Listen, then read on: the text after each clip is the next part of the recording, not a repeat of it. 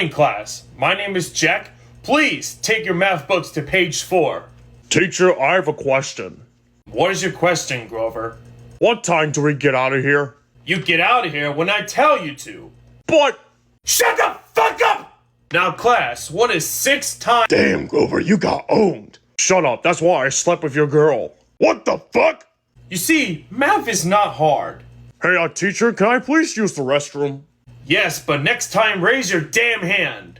Now, yes, Cookie Monster. Can me please use the restroom? Wait until Grover comes back, then you can go.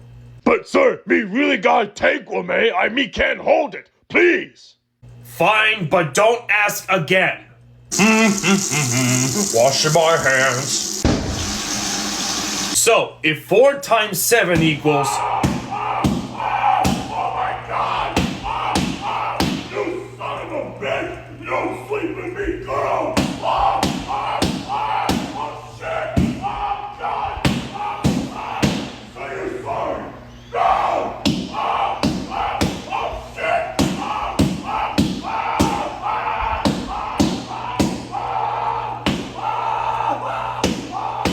What the hell was that?